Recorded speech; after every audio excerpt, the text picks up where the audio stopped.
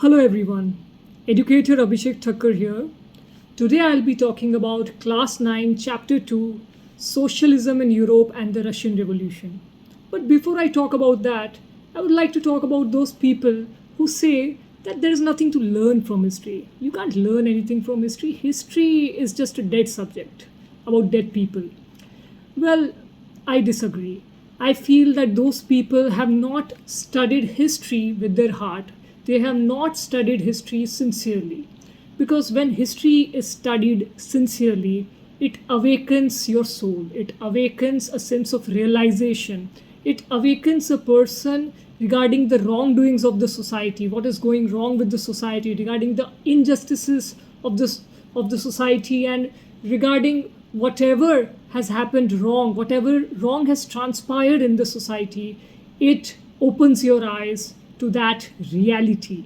So whosoever says that you cannot learn anything from history has actually not learned anything from history.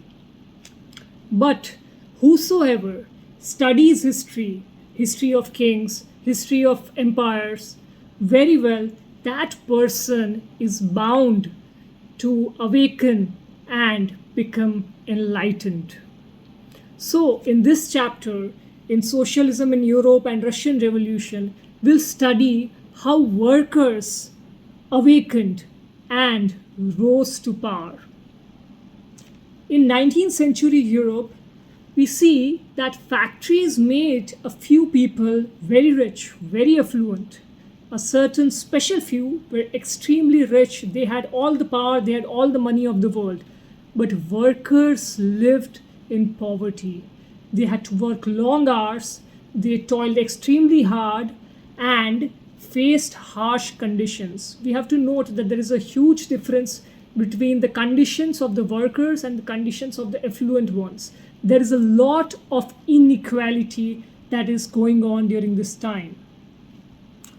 We see that during this time there are few thinkers, there are few great minds who changed the way people look at the existing systems that are exploiting people. The thinkers like Karl Marx and Friedrich Engels, they imagined a fairer world. These philosophers, these theorists, they are the backbone of our moral structure somewhere. They help us, they inspire us, and that's what they did. They imagined a fairer world, that is socialism. That fairer world can be, you can say that you can sum up that fairer world in just one word, that is socialism, where wealth is shared and workers actually have rights. Workers having rights. Now, this thing does not seem new right now, but during that time it was a very new thought, because earlier we saw that workers were exploited, workers did not have wealth, they were impoverished, they were extremely poor, they were exploited. The conditions in which they worked was not good.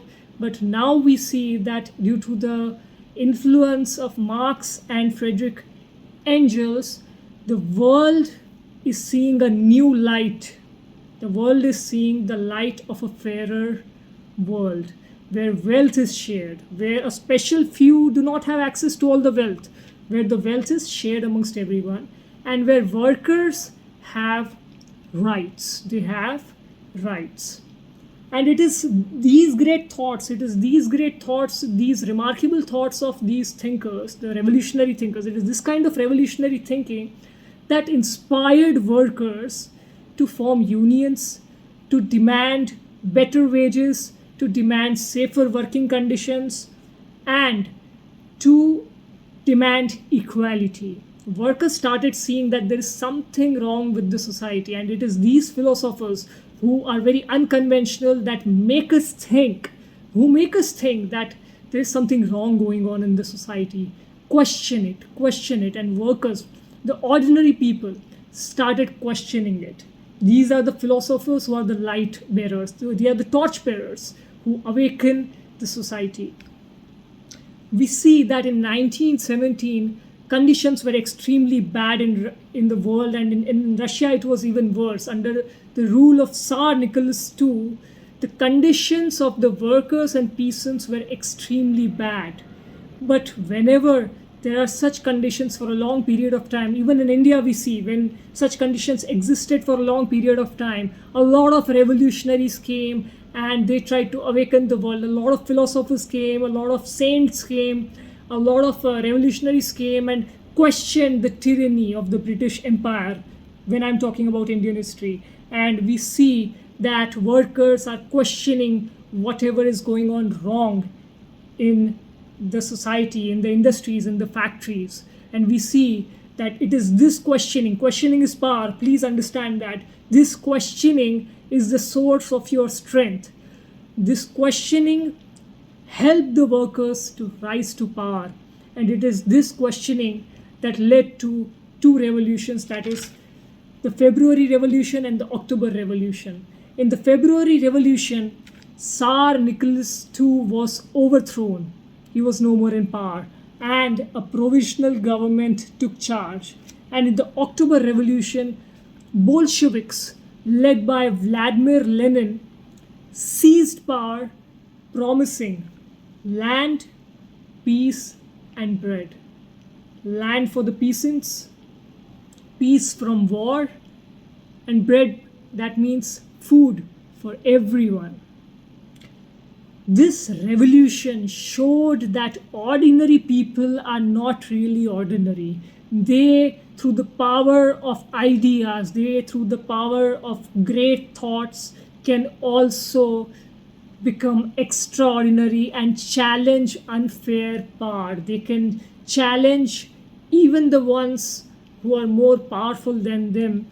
And this questioning and this fighting against the wrongdoings and injustices is what has made our world better than what it was yesterday.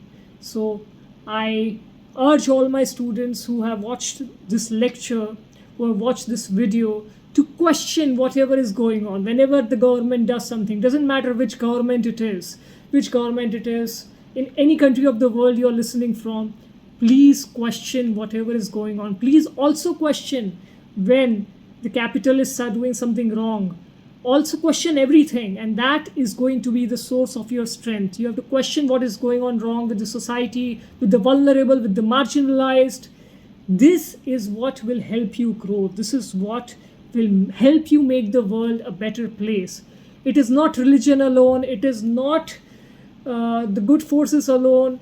You have to take that step. You have to take that step to make the world better through questioning and fighting for the right thing, just like the workers demanded better wages. They protested, they formed unions. You have to be united with each other to make the world a better place.